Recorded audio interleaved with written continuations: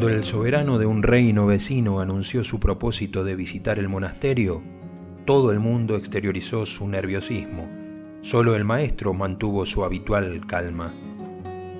Conducido el rey a presencia del maestro, le hizo una profunda reverencia y le dijo: «He oído decir que has alcanzado la perfección mística, y quisiera saber cuál es la esencia de lo místico».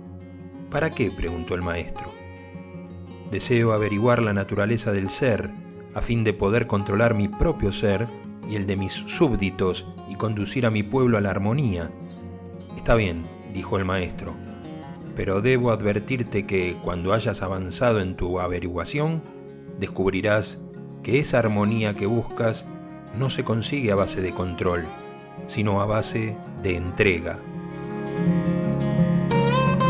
Preguntó el predicador santurrón: «¿Cuál es, a tu juicio, el mayor pecado del mundo?»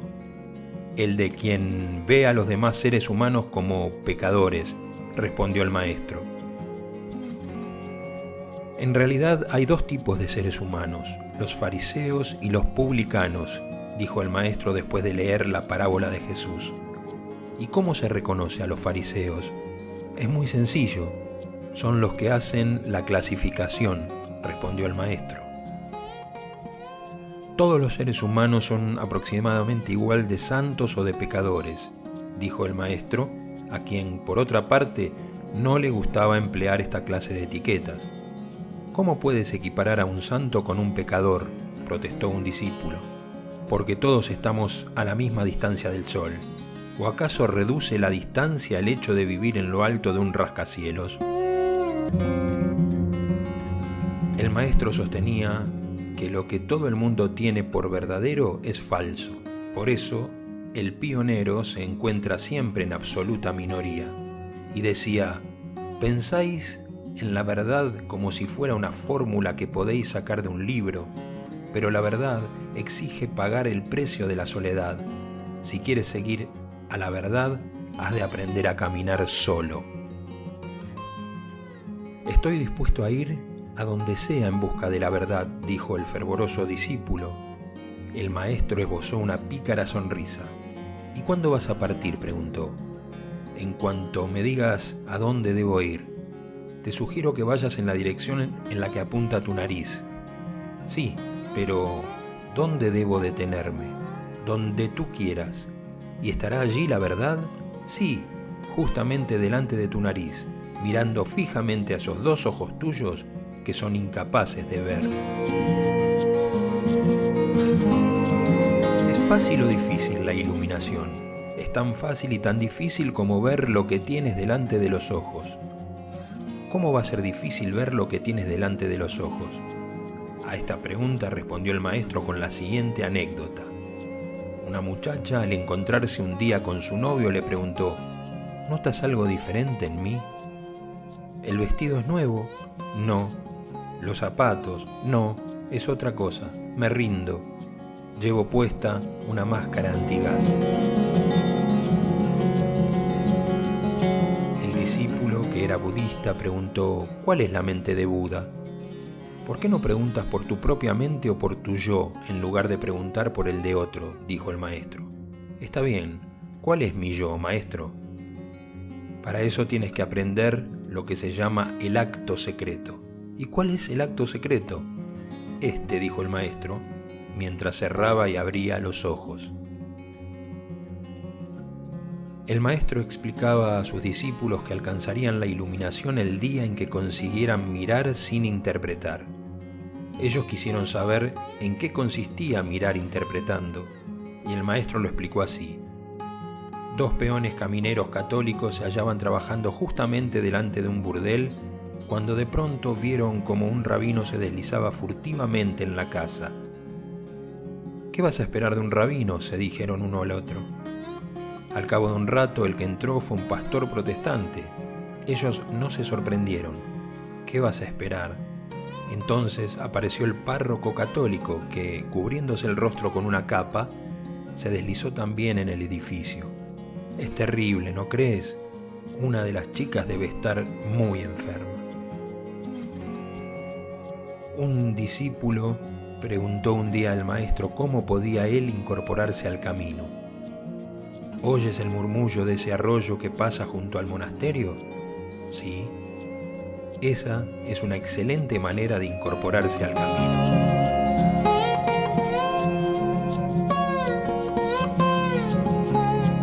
Al maestro le gustaba contar algo que le había ocurrido a él mismo. A poco de nacer su primer hijo, entró un día en la habitación de éste, vio a su mujer delante de la cuna y se quedó mirando silenciosamente como contemplaba ella al niño dormido. Al ver en el rostro de su mujer una mezcla de incredulidad, arrobamiento y éxtasis, se le saltaron las lágrimas, se acercó a ella de puntillas, le rodeó la cintura con su brazo y le susurró: «Sé lo que estás sintiendo, querida». Volviendo en sí, la mujer le dijo: «Sí, que me maten si entiendo cómo se puede hacer una cuna como esta por $20».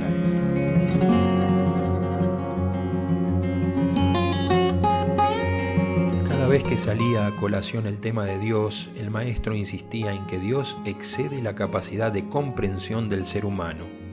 Es decir, que Dios es un misterio y que, por consiguiente, cuanto digamos de Dios no tiene nada que ver con Él, sino con la idea que tenemos de Él. De hecho, los discípulos nunca comprendieron las consecuencias de ello hasta el día en que el maestro decidió mostrárselas. No es exacto decir que Dios creó el mundo, o que Dios nos ama, o que Dios es grande, porque de Dios no puede afirmarse nada. Por tanto, para ser exactos, deberíamos decir: nuestro concepto de Dios creó el mundo, nuestro concepto de Dios nos ama, nuestro concepto de Dios es grande. Si es así, ¿no tendríamos que abandonar cualquier concepto que tengamos de lo divino? No tendríais que abandonar vuestros ídolos si no los hubierais construido primero, dijo el maestro.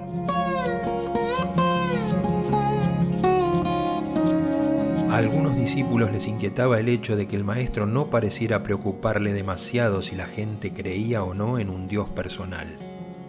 En cierta ocasión, el maestro les citó un pensamiento que les gustaba muchísimo y que lo había tomado del diario del antiguo secretario general de la ONU, Dag Hammarskjöld. Dios no muere el día en que dejamos de creer en una divinidad personal, sino que morimos nosotros el día en que nuestras vidas dejan de estar iluminadas por el continuo resplandor, renovado día a día, de un prodigio cuya fuente excede todo razonamiento.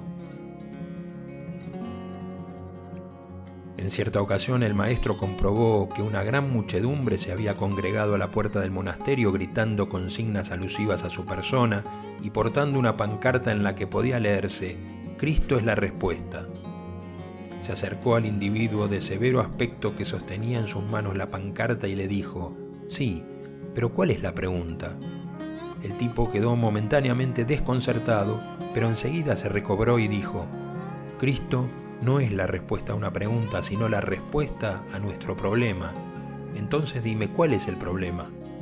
Más tarde diría a los discípulos: «Si Cristo es verdaderamente la respuesta, entonces lo que Cristo significa es la comprensión clara y distinta de quién y cómo está creando el problema».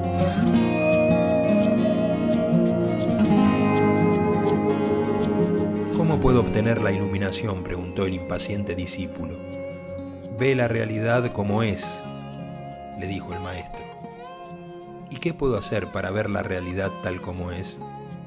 El maestro sonrió y dijo: «Tengo para ti una buena y una mala noticia, querido». «¿Cuál es la mala noticia?». «Que no puedes hacer nada para ver». «Eso es un don». «¿Y la buena noticia?». «Que no puedes hacer nada para ver». «Eso es un don». El maestro no apreciaba a los ideólogos por la sencilla razón de que sus teorías parecían razonables, pero nunca encajaban con la realidad. Una vez habló de un ideólogo que había dicho: «Este mundo está loco, los ricos compran a crédito, aunque tienen dinero a montones, mientras los pobres, que no tienen un céntimo, deben pagar al contado». «¿Y qué sugieres tú?», le preguntaron. «Invertir los términos, hacer que los ricos paguen al contado y dar crédito a los pobres». Pero si un tendero fiara a los pobres, no tardaría en empobrecerse él mismo. Fantástico, dijo el ideólogo.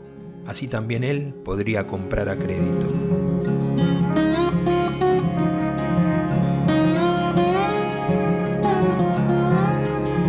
Al maestro le resultaba muy pesado hablar a quienes se empeñaban constantemente en defender la existencia de Dios o discutir acerca de su naturaleza, y sin embargo olvidaban la importancia del conocimiento de sí mismos, que era lo único que podría proporcionarles amor y liberación. Y a un grupo de personas que le pidieron que les hablara de Dios, les dijo: desgraciadamente, lo que pretendéis es hablar de Dios en lugar de verlo, y lo veis tal como pensáis que es, no como realmente es. Pero si Dios es manifiesto y no se oculta, ¿por qué hablar de Él? Abrid los ojos y ved. Y más tarde añadiría: ver es lo más fácil del mundo. Lo único que tenéis que hacer es abrir los póstigos de vuestras ideas sobre Dios.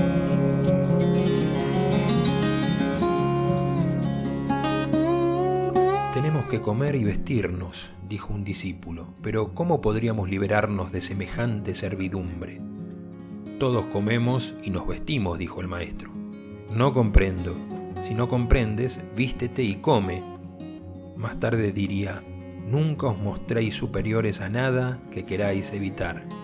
Y posteriormente añadiría: las personas que pretenden estar por encima de una comida bien preparada y de un traje bien cortado son dementes espirituales.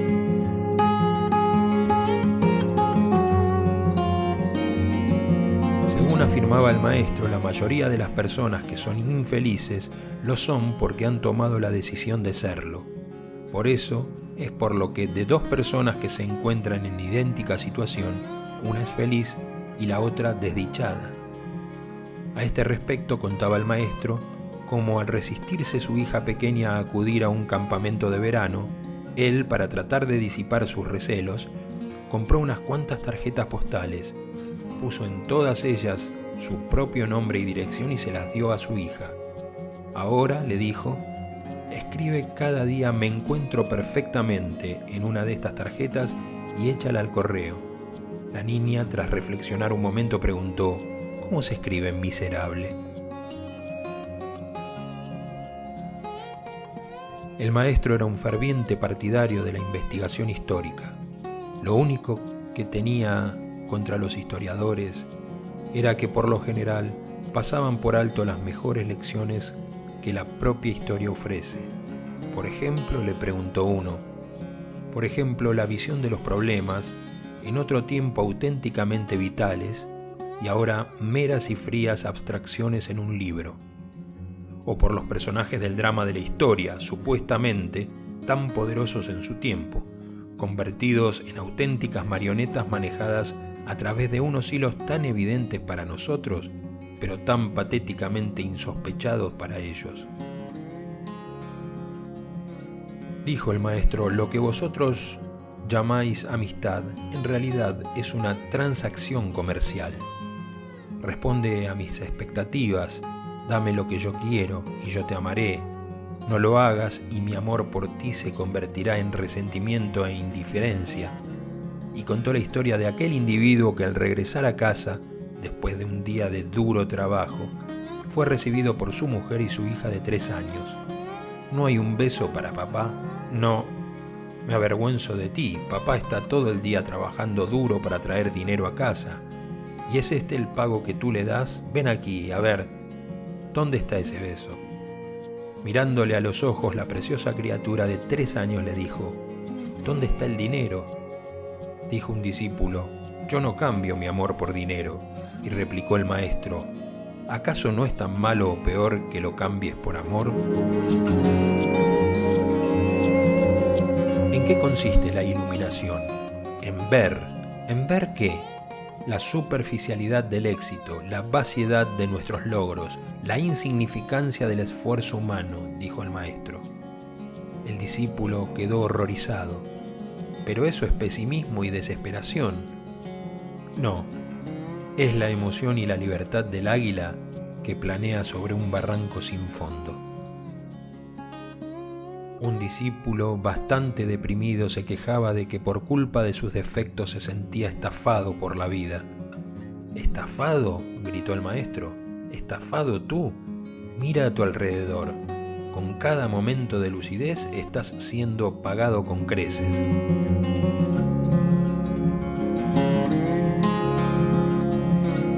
Al día siguiente el maestro contó la historia de aquel hotelero que se quejaba de los negativos efectos que suponía para su negocio la construcción de una nueva autopista. La verdad es que no te comprendo, le dijo un amigo. Todas las noches veo colgado en la puerta de tu hotel el cartel de completo. Sí, pero no te fíes de eso. Antes de que construyeran la autopista, cada noche tenía que rechazar a unas 30 o 40 personas, mientras que ahora no pasan nunca de 25. Y añadió el maestro, cuando estás decidido a sentirte mal, hasta los clientes que no existen son reales. Aquello hizo que los discípulos se acordaran del pesimista que dijo, la vida es tan horrenda que preferiría no haber nacido. Sí, le replicó el maestro con una maliciosa sonrisa, pero ¿cuántos tienen esa suerte? Tal vez 1 de cada 10.000. El maestro tenía que saber que sus palabras excedían muchas veces la capacidad de comprensión de sus discípulos. No obstante, les hablaba convencido de que algún día esas palabras arraigarían y florecerían en sus corazones. Un día les dijo, el tiempo siempre parece muy largo cuando esperas unas vacaciones o un examen, algo por lo que has suspirado o has temido que llegara. Pero para quienes se atreven a abandonarse a la experiencia del momento presente, sin pensar en la experiencia misma, ni desear que ésta se repita o que pueda ser evitada, el tiempo se transforma en el resplandor de la eternidad.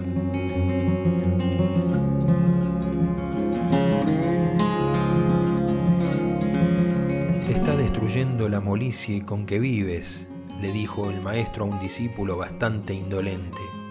Solo un desastre puede salvarte. Y lo explicó del siguiente modo. Si arrojas una rana a una olla de agua hirviendo, saltará fuera al instante. Si la arrojas en una olla de agua que está calentándose muy poco a poco, la rana acabará perdiendo la tensión que le permita saltar en el momento oportuno.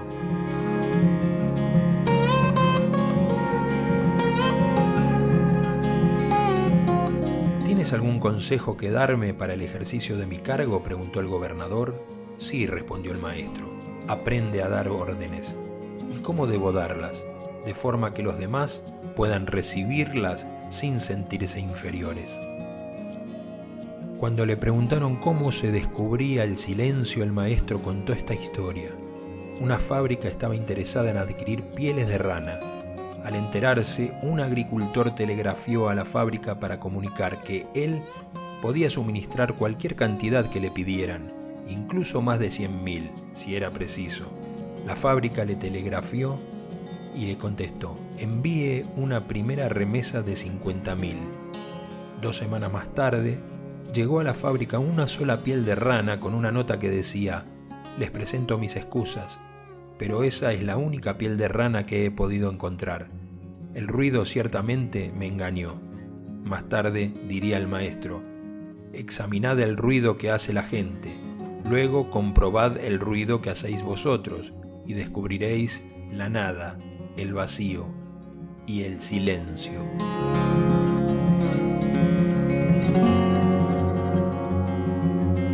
Mi vida es como un cristal hecho pedazos, dijo el visitante. Mi alma está corrompida por el mal. ¿Puedo tener alguna esperanza? Sí, dijo el maestro. Hay algo con lo que se repara cualquier cosa rota y se limpia cualquier mancha. ¿Y qué es? El perdón. ¿Y a quién he de perdonar? A todos, a la vida, a Dios, a tu prójimo y sobre todo a ti mismo. ¿Y cómo se hace? Comprendiendo que no hay que culpar a nadie, dijo el maestro, y repitió, a nadie. La gente se escandalizaba cuando oía decir al maestro que la verdadera religión no era un asunto sociológico, y ponía este ejemplo. Érase un osesno polar que un día le preguntó a su madre: «Mami, ¿papá también era un oso polar?». Por supuesto que era un oso polar. Al cabo de un rato volvió a preguntar: «Dime, mami, ¿también el abuelo fue un oso polar?». «Claro que sí, también el abuelo».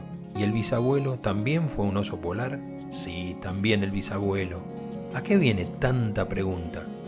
«Es que me estoy congelando», y concluía el maestro. La religión no tiene nada de sociológico ni de heredado. Es un asunto sumamente personal. «Ando buscando el sentido de la existencia», dijo el visitante. «Naturalmente, das por supuesto que la existencia tiene un sentido», le dijo el maestro. «¿Es que no lo tiene? Cuando experimentes la existencia tal como es, no como tú piensas que es, descubrirás que tu pregunta no tiene sentido», dijo el maestro. ¿Existe eso que llaman liberación social? Naturalmente que existe, dijo el maestro. ¿Y cómo la describirías tú? Como liberarse de la necesidad para pasar a pertenecer a la manada, fue la respuesta. Mi querido amigo, le dijo el maestro al luchador por la libertad en su celda carcelaria, mañana tendrás que hacer acopio de valor para hacer frente a tu ejecución, y solo una cosa te impide afrontar la muerte con alegría. ¿Cuál? Tu deseo de que se recuerden tus proezas, tu deseo de que las generaciones futuras aplaudan tus heroicas hazañas. ¿Hay algo de malo en ello?, preguntó el condenado a muerte. ¿No has pensado nunca que si la posteridad recuerda tus gestas, no será contigo con quien las relacione, sino con tu nombre? ¿Y no es lo mismo? De ninguna manera, querido amigo. Tu nombre es el sonido al que tú respondes, tu etiqueta, pero ¿quién eres tú? Aquello bastó para que aquel hombre muriera aquella misma noche, antes incluso de que fuera a buscarle el pelotón de ejecución al amanecer. La conversación del maestro con el condenado a muerte trascendió y llegó a sus discípulos. El maestro exagera, seguro que el nombre de uno es algo más que un sonido, dijeron. En respuesta, el maestro les contó el caso de un vendedor callejero que llegó a hacerse millonario, solo que en lugar de firmar los cheques con su nombre, los firmaba con 2 cruces, porque el tipo era analfabeto. Un día, el banquero se sorprendió al ver que en un cheque había 3 cruces. «Es la firma de mi mujer, que tiene ciertas pretensiones sociales», explicó el millonario. «La segunda cruz es mi primer apellido». Los discípulos se hallaban sentados a la orilla de un río. «Si me cayera al agua, ¿me ahogaría?», preguntó uno de ellos. «No», le respondió el maestro. «No es el caerte al agua lo que hace que te ahogues, sino el quedarte adentro». Comentando la imagen evangélica de las personas que cuelan el mosquito y se tragan el camello, el maestro refirió cómo en cierta ocasión durante la guerra había hecho que todos los lugareños se refugiaran en los sótanos del monasterio para protegerse de un feroz bombardeo aéreo. Allí estuvieron sentados todo el día, mientras las bombas caían en el exterior. Cuando llegó la noche, 2 individuos no pudieron seguir soportando la situación. «Ya está bien», dijeron, «con bombas o sin ellas nos vamos a casa». Salieron afuera y 3 minutos después estaban de regreso en los sótanos. «Ya veo que habéis cambiado de parecer», les dijo el maestro con una sonrisa. «Sí», dijo uno de ellos bastante molesto, «ha empezado a llover». «Qué alegre parece el maestro», observó un visitante. «Uno siempre camina con paso alegre cuando se ha librado de esa carga que llamamos ego», dijo el discípulo.